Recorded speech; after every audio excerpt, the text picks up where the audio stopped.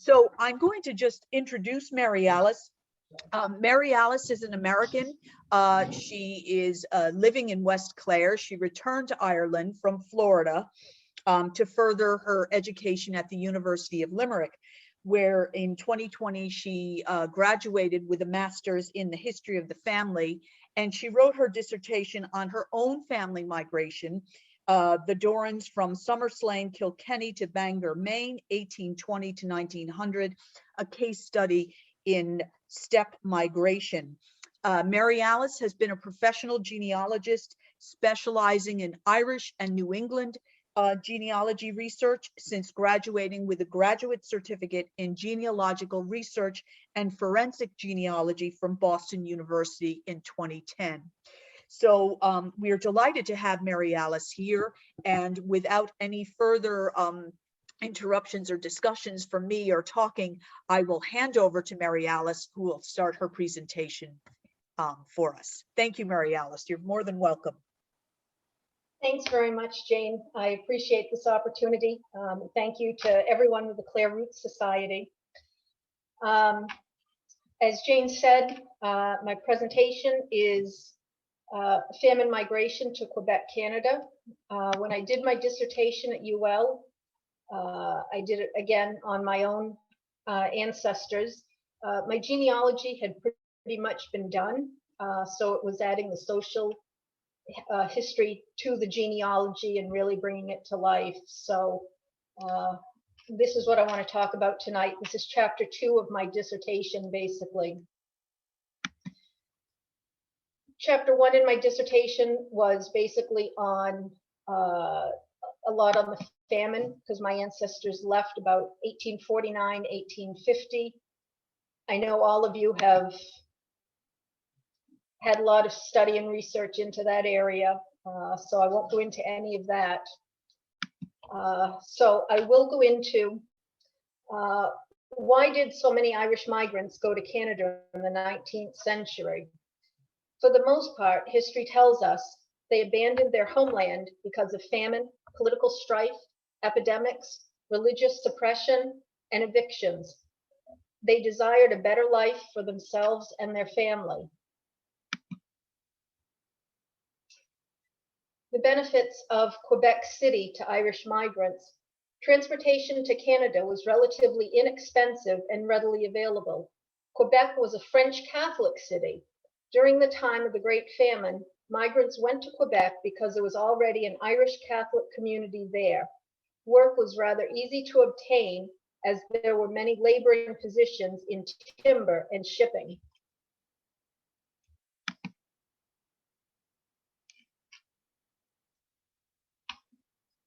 Keneally writes that between 1841 and 1851, Ireland's population dropped by 1,649,330 people, with 1,289,133 of them migrating. Atkinson states that in 1841 and 1851, 822,675 people migrated to the US and 329,321 emigrated to Canada.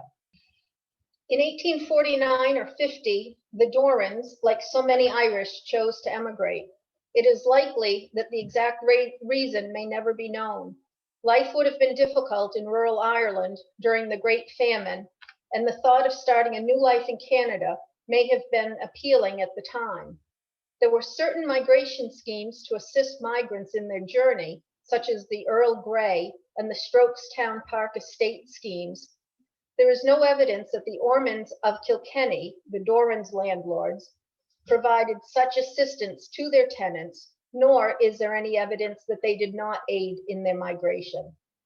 Here are a couple examples of advertisements that potential migrants might have seen to entice them on a voyage to Quebec.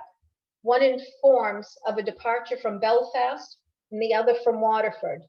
The migration to Canada was between 6 and 12 weeks, often deadly from disease and shipwreck. Another ad for passage between Dublin and Quebec. This states the provisions that each traveler will receive with their ticket.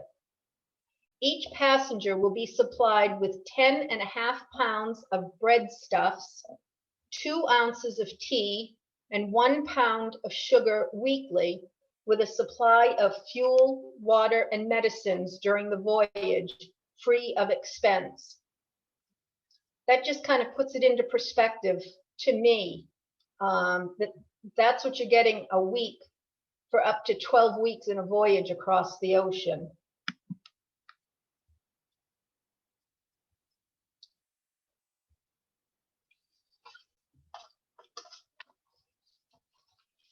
In a letter dated the 27th of June, 1849, Jane White writes to Eleanor Wallace of her travels. On our long, tedious journey, we have had fever and smallpox on board. We have had many fearful days in our long voyage. It is 8 weeks since we embarked in Belfast Lock. One could only imagine the thoughts of staying in a place of death and poverty, or looking towards the future of possible death or illness on the way to a new life.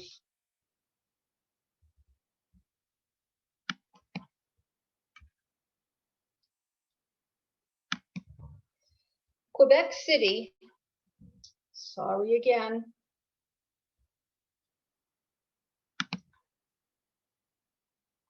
Quebec City in the province of Quebec sits on the St. Lawrence River, was a major trading port for Canada, also known as British North America. Due to its proximity to the United States, many migrants to Quebec ended up in bordering states,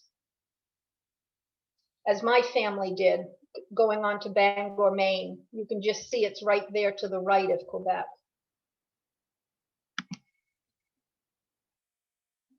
Timber exporting was a leading industry in the 19th century, with many shiploads destined for the British Isles. Migration from the British Isles, England, Scotland, and Ireland to Canada was quite easy in that one could get a ship to Canada once a timber ship was offloaded.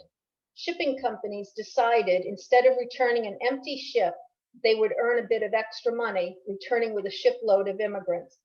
Due to this timber demand, a market was created for shipbuilding. Quebec City, which had 7 shipyards, employed 1,338 people in 1851, was the major shipbuilding port in the Canadas.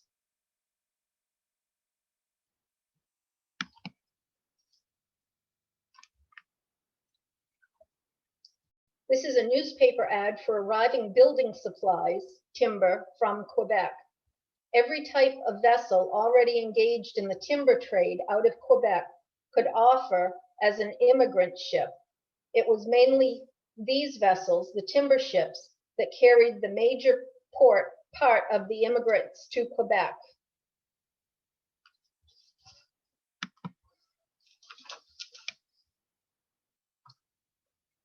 In 1832, an annex was created on Grosse Ile, an island in the St. Lawrence River, some 48 kilometers or 30 miles northeast from Quebec City, as a quarantine base to try to control the spread of cholera that was arriving on the ships from Europe. During the Great Famine, particularly in 1847, the island once again became a quarantine destination for Irish immigrants who were arriving to Quebec, often with typhus or the fever contracted on the voyage.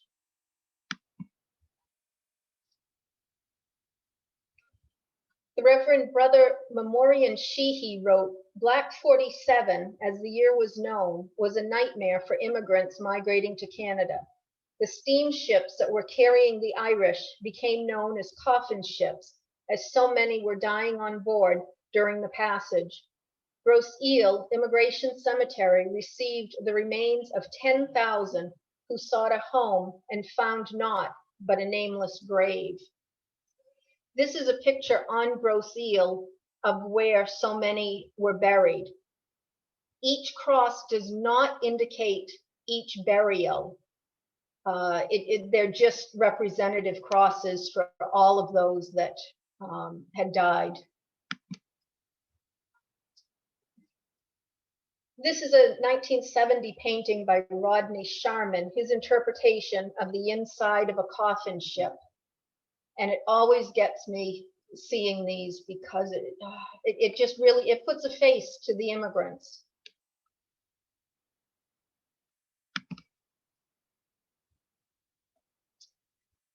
Disease in Quebec.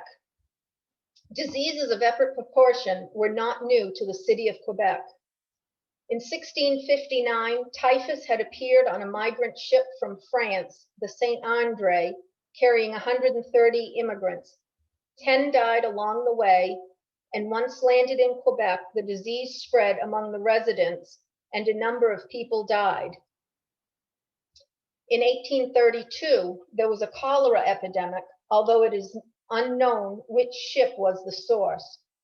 51,746 immigrants processed at Grosse Ile of 62,000 total immigrants from Ireland and England that year. The epidemic spread to Quebec and Montreal. The exact death toll is uncertain. In 1847, the nightmare began again with outbreaks of cholera and typhus on the migrant ships arriving from Europe, also known as ship's fever, as it thrived in unsanitary conditions, such as the migrant ships. 441 ships processed at Grosse Ile that year. 2,200 corpses were carried off ships.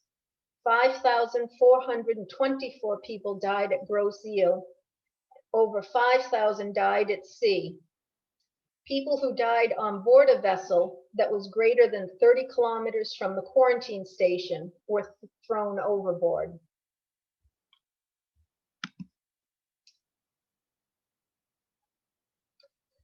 The Belfast Newsletter on the 3rd of August, 1849 states, the cholera had decreased in New York, however, had increased in Montreal, Quebec, and Toronto. The Irish Examiner printed on the 13th of August of that year, in Montreal and Quebec, accounts maintained that the deadly scourge was fearfully fatal. In Quebec, the number of deaths was 61, and a complete panic exists. Immigrants to British North America arriving from 1847 into the early 1850s would have to deal with these diseases in some way.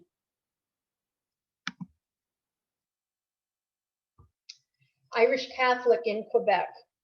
One reason it seems that the Irish Catholics went to Quebec is because it was already an established Catholic city. According to Atkinson, directly related to the Irish is the fact that at the time of American independence, none of the 13 American colonies granted Roman Catholics full and equal rights. Indeed, until the last quarter of the 19th century, some states still did not do so. In contrast, in 1774, Catholics were given full civil rights under the Quebec Act.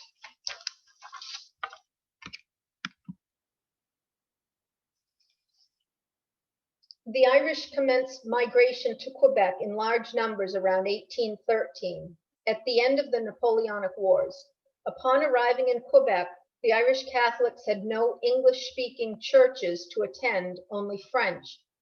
Given the considerable new English-speaking Catholics in the city, the need for an English-speaking Catholic church was demanded.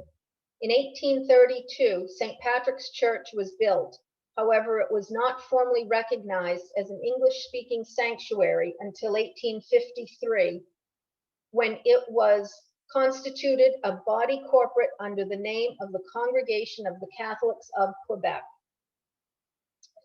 Conrad states that the Anglicization of the northern half of North America in this period, 1815 to 1850, owing largely to immigration from Great Britain, is one of the most significant developments in the history of the British Empire. That's quite a statement to me.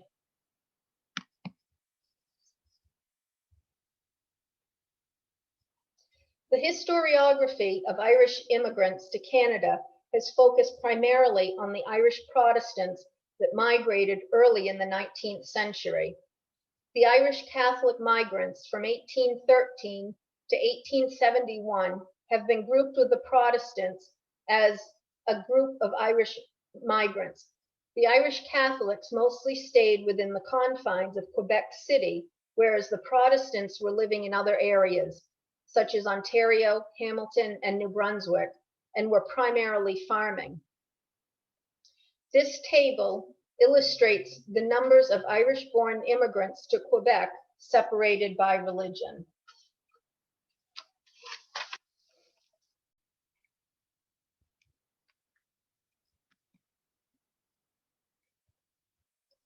The Irish Catholics are understudied and deserve their own historiography. Much of this research has been done by Robert Grace.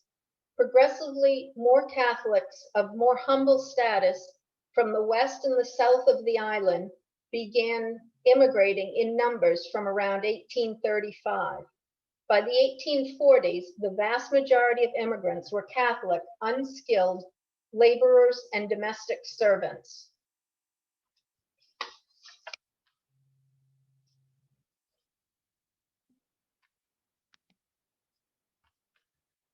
Before 1833, there were no English-speaking Catholic churches in Quebec City, even though most of its residents worshipped in the Roman Catholic faith.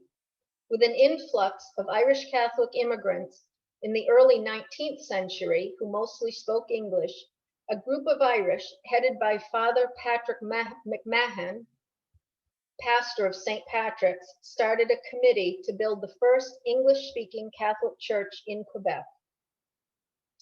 They built the church, and in doing so, they also established themselves as a specific group of Catholics, differing in language and culture from their French-Canadian brethren, having different needs, but expecting to have them filled by the one source, the church and its bishop. In 1831, land was purchased on St. Helens Street from donations, and ground was broken for the structure.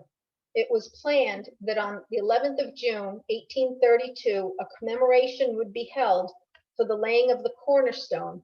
However, an outbreak of cholera on June 8 disrupted both the public and private life of the city with its tragedy.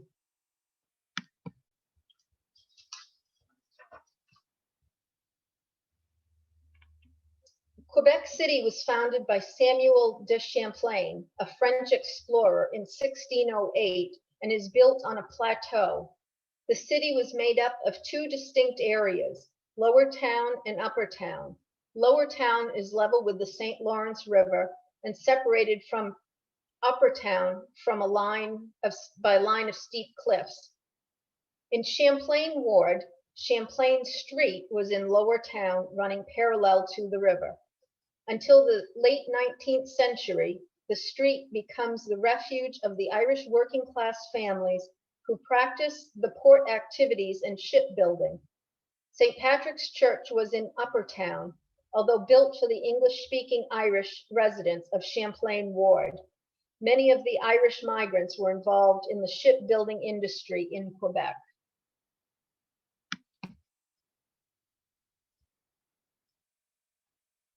This is a photograph of Champlain Street about 1865.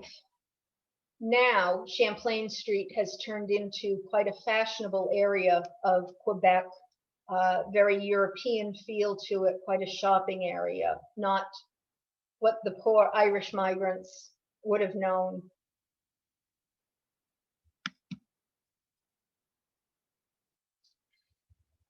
During the process of migrating from Ireland, many children became orphaned, as many parents did not survive the journey to North America on the coffin ships.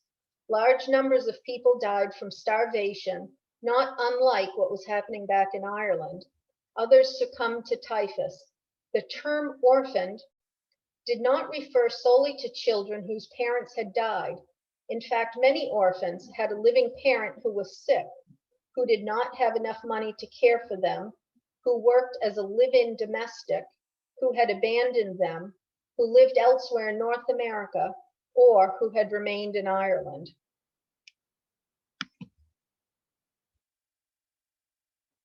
A multitude of orphaned Irish children were taken in by Catholic French Canadians, often through the assistance of the church.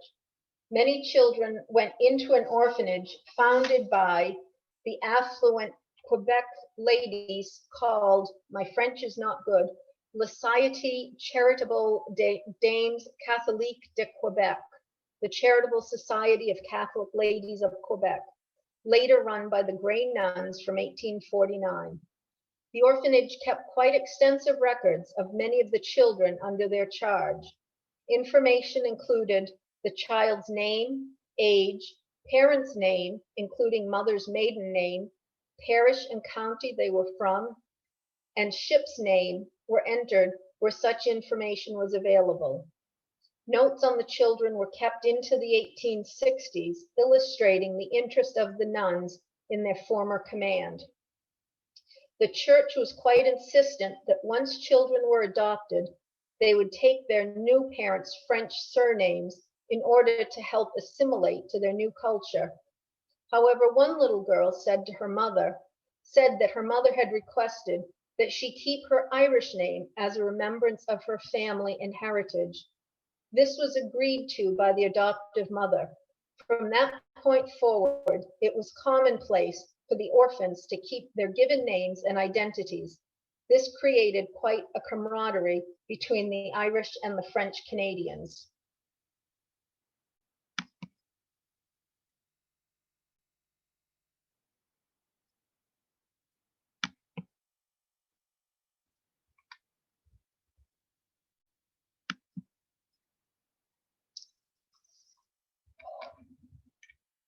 Now, going into the case study using my ancestors, you can see here that Tim Doran and Margaret Walsh married in January 23rd, 1834 in Callan in Kilkenny. They had 7 children, as you can see here. Note that the youngest was Johanna on the 17th of May, 1849.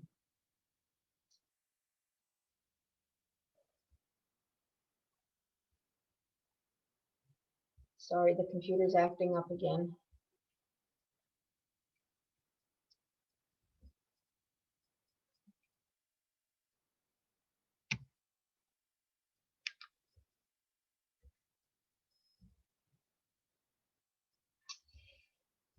This is the interment of Johanna Doran, July 17th, 1850.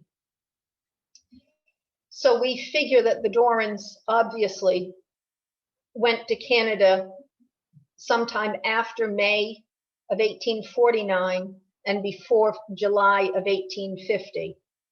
Poor little Johanna was only 17 months old, and she was interred at Notre Dame, which is the French-speaking cathedral before St. Patrick's was built.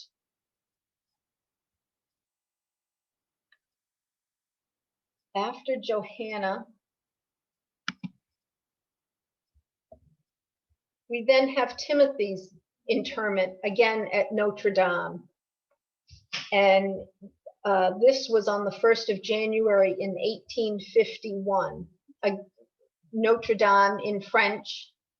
I'm, from all these French records, starting to learn a little bit of French, but so by now, at the beginning of 1851, Timothy had died. We have no idea what's happened to the mother, Peg. We don't know if she was in Quebec or what happened to her. We have not been able to find out. Next, here we see the 1851 Canadian census, and we see Mary Doran and John Doran. Mary is working as a servant in the house of the Wildases, and John is listed as an orphan. So we know that their father Timothy had died. So even if Peg was alive in Quebec, she couldn't have taken care of 6 young children then by herself. And the Wildases were from County Wexford. Here we see William Doran listed as an orphan again, living with the Haberland family from Kilkenny as well.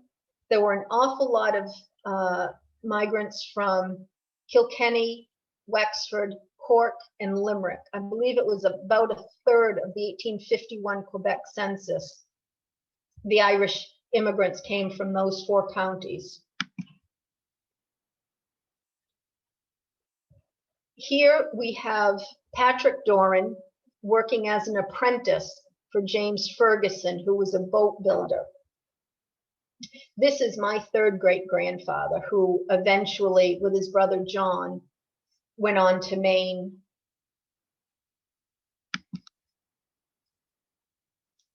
And then here we have William's marriage to Carolyn Worrell. And this was at St. Patrick's Church in 1871. And just a little bit of connection to Clare. Some of the common Clare names in the 1851 Quebec census were Breen, Casey, Glynn, Kelly, Mangan, McNamara, O'Brien, and O'Connor.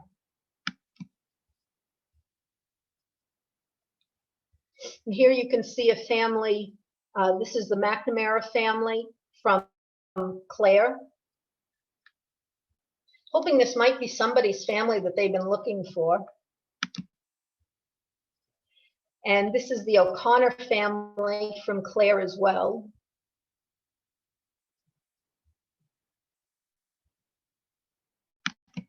And here are just some other folks from Clare that were a little more random rather than being a family from.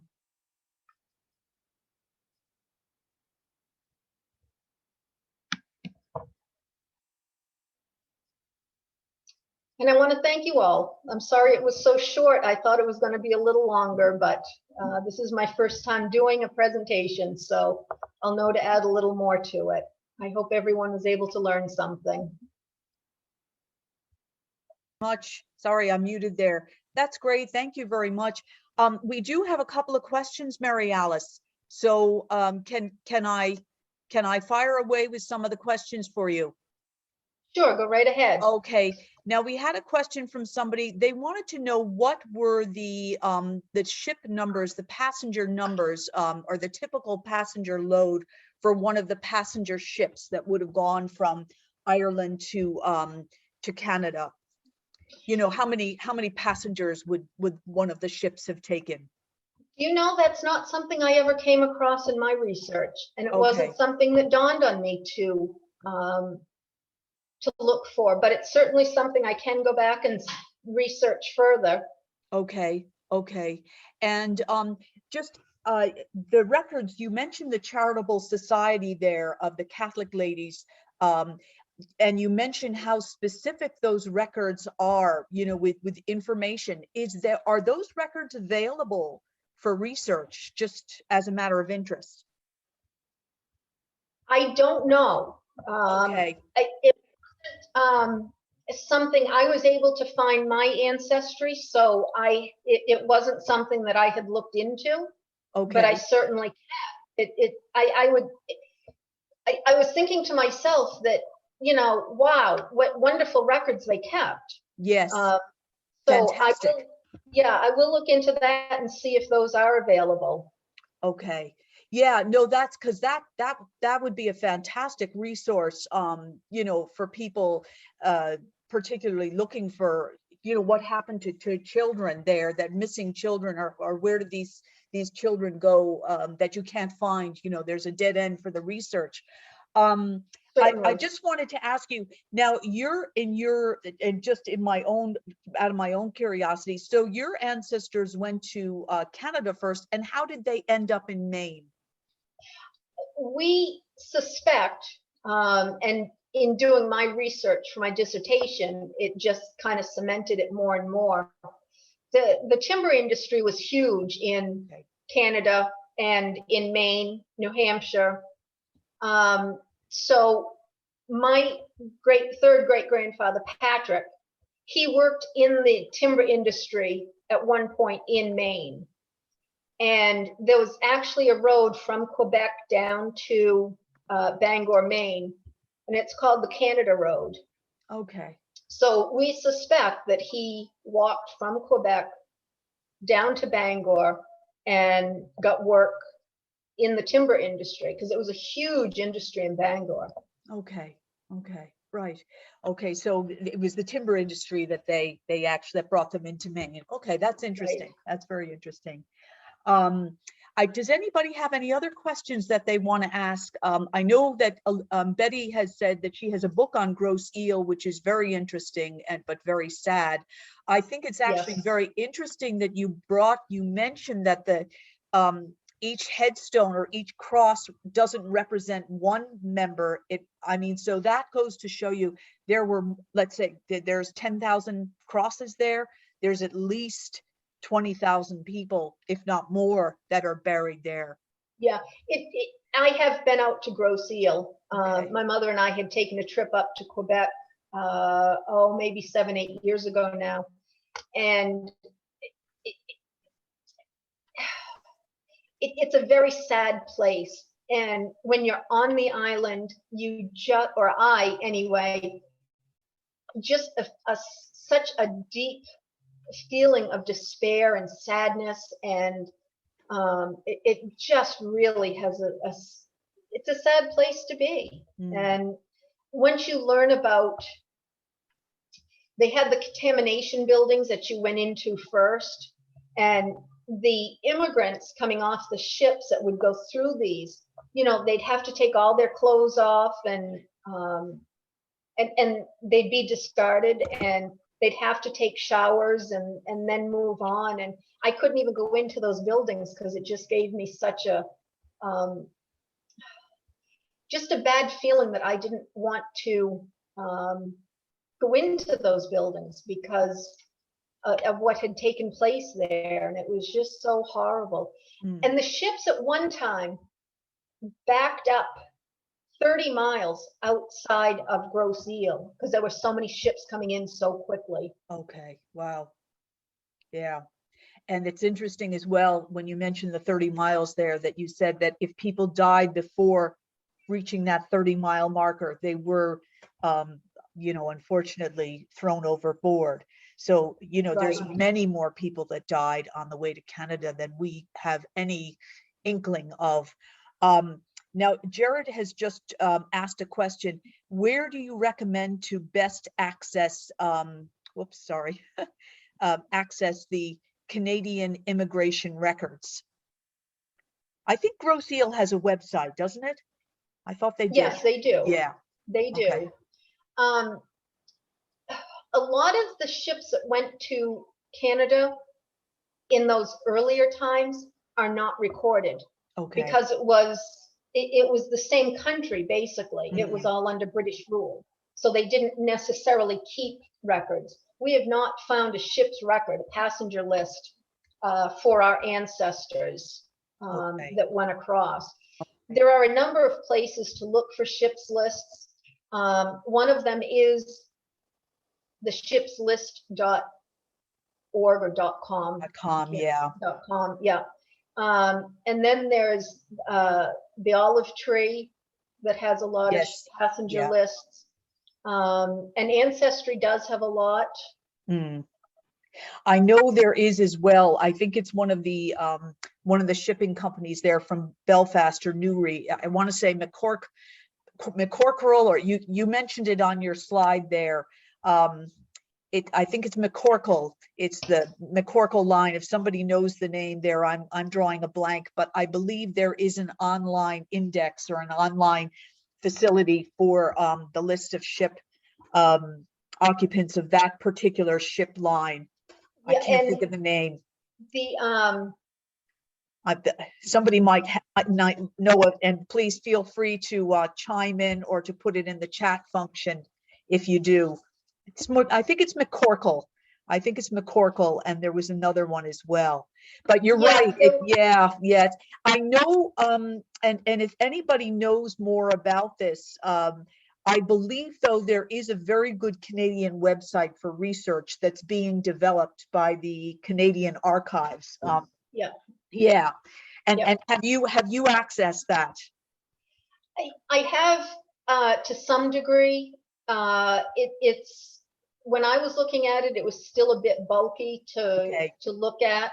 A work in progress, yeah. Yes, yeah. But certainly for the 1851 census of Canada, 1851, 61, 71, they're all on Ancestry. Okay. So there's good accessibility to those. Yes. Okay. Right. Okay. Very good.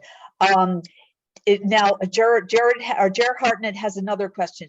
Why do you think that most of the Irish came from? Why do you think that most of the Irish came from Wexford, Kilkenny, Limerick, and Cork? That's Why did most of them come into Canada from those places? I didn't see a specific reason why. Okay. I can only imagine that because others from those communities were already there. Okay. So it just kind of brought, family and friends and communities to that area. Okay. Did most of the Catholics tend to settle in Quebec City, or did they move out to, you referred to some of the areas, Brunswick and Ontario, and where the Protestants had farmed or were farming out there? Yeah, from my research, the Catholics tended to stay in Quebec City or Montreal, which is in Quebec, the province of Quebec. And they're not too far from each other, but the Catholics did tend to stay in town. Okay. And do you think, I'm just curious why they wouldn't have, why they didn't go out, didn't go into the rural areas for farming, because that's a very different experience going into the urban areas and remaining there. Right. My understanding is that most of them, once they got there, that they were so just pleased to be somewhere and to stay within a Catholic community, and that they would get into the laboring jobs and into the shipbuilding. Okay. Yeah, the jobs were there, so you stay there for the jobs. Yeah. Okay. Right. Now, just two comments here that about ship lists, which I think are worth noting. Now, the ship list site from Leslie is that it has some records for the John Labatt Steamship Company. Some people, she notes, or he, I'm not sure if Leslie is a he or she, some people came upriver from Quebec City to Montreal via this, the steamships. And they have found some of the people on a John Labatt, Labatt list. And Anne Marie, and good evening, Anne Marie. How are you? There was a very good service coming out of New Ross and Wexford. The timber ships took Wexford and Kilkenny, as well as Waterford and some East Cork. And she mentions Dunbrody, which yes. So that makes sense too. Yeah, that makes sense too. Right. Very good. Okay. That's great. That's really, I thanks so much for sharing that research, because that is something that is really interesting. Now, Anne Marie just notes there that some of those records exist, but they are not, they need to be archived. They survive, but they need archiving, which is, that's the work that still has to be done. Now we just have a quick question here. Do you know much about the Irish in the 20th century going to Quebec? Could they have gone out of Limerick? And was it just because it was cheaper and convenient? That's from Marion Allen. Hi, Marion. I don't know. I have not studied into the 20th century at this point, because at this point, all I've done is study my own ancestors going at the famine time. I I am hoping to continue my studies on research on Irish migrants to Canada, Quebec, the Irish Catholic migrants, because I think there's an awful lot more research that needs to be done on it. And I'm just now, and again, going through this now, it's re-energized me again to want to get back into it. Yeah. Well, I have Prince Edward Island ancestry. I have a slew of ancestors from my mother's side of the family that went to Prince Edward Island and then emigrated again to Fall River, Massachusetts. And it's just phenomenal, the number of descendants from those areas. You know, so it's just it's amazing. Like, and I do think the Canadians are very good with their records, the records that they do have that, you know, that are out there. It's just a matter of, I think the website is Canadiana, C-A-N. I might just put that in the chat box there. It's C-A-N-A-D, Canadiana. Hopefully I'm spelling that right. You can Google that if I have that, Google that term, or Google Canada Archives. And anything Canada is .ca. .ca, yes, okay. And I'll put .ca. Now, Eric just mentioned that Carol Ship, let me just, there's a little bit of a comment here. Patty notes that Francis Spate was a Limerick merchant and landlord. Yes, he was a timber merchant from Limerick, and he did bring a number of passengers and migrants to Quebec. And that's, yeah, the Spates were a family that were involved in that. And Doug, I might talk to you after. We can collaborate over our Fall River ancestors. And then Eric notes Carol Ship, and Carol, I think, is an ancestor in Eric's family. The Ellen Forrestal is the name of the ship. It brought passengers to Quebec from Limerick, and they included Clare people. And I might just, what year was that, Eric, if you know? From 1844 to 1852. 1840. Okay, so those would have been certainly the famine years. Yeah. Okay, great. All right, that's great. Do we have any more questions, or does anybody want to make any more, you know, comments or references or anything to Mary Alice here? Thanks so much, Mary Alice. A very, very interesting talk.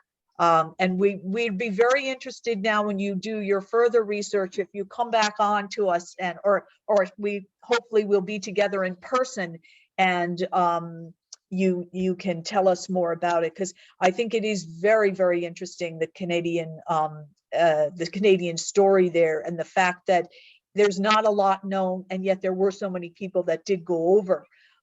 And started maybe in Canada, and then, like your own ancestors and mine and other people's, I'm sure, came down to the US from Canada. So many, many thanks for that. That was very, very good. This, as I had said at the beginning, this concludes the series for this season for Clare Root Society. So you won't see us again until September, and the third Thursday of the month in September is the 15th of September. Now, we have tentatively booked Lynn Brady from Glasnevin Trust, and we are hoping that that will be an in-person meeting, and hopefully that will be the case. We'll be able to confirm that closer to the time, but fear not. For those of you that are from other areas that are not going to be able to attend in person, we are going to continue with our Zoom presentation so that you can watch live. These meetings will continue to be recorded in the near future, because we have had such a great response from our international members, and we really do appreciate your support and your enthusiasm for continuing these meetings via Zoom. It's been really a great It's been a great support for us, and it's allowed us to continue to provide interesting material and to share information on genealogy and on Clare roots. So I hope everybody has a wonderful summer. Please be sure that you are on our mailing list. Certainly, if you've received the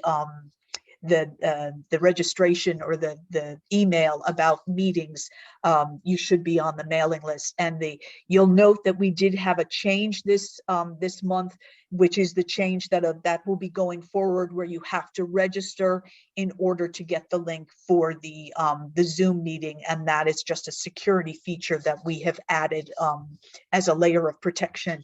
Now this has been recorded, this talk, and it will be available probably in a couple of weeks, just to give one of our volunteers, one of our committee members, Aileen, a chance to upload it in her spare time, if there is such a thing. And we will continue to do that. So I hope, thanks again, Mary Alice. It was wonderful having you, and the best of luck with your research. I hope everyone has a wonderful summer and a safe and happy and healthy summer. And hopefully I'll see some of you over the summer that are in Clare or will be visiting Clare. And if not, we will see you on the 15th of September, hopefully fingers crossed in person. That is the intention at the moment. And of course via Zoom as well, to hear Lynn Brady. And we will have that full program going forward for the 22-23 season next year. So a very good night to everybody, and stay safe and well, and we will see you again in the autumn. Okay? Thanks very much, Jane. Oh, you're very welcome. You're very welcome. It's great to see everybody. It's great to see Anne Marie and Betty and everybody. And I won't start naming names because I'll leave a name out and somebody will say, you didn't say my name, but it's wonderful to see everybody here. And like I said, thanks a million for all your support and your coming on to the meetings to join us via Zoom. So have a great summer, everybody. Good night. Thank you.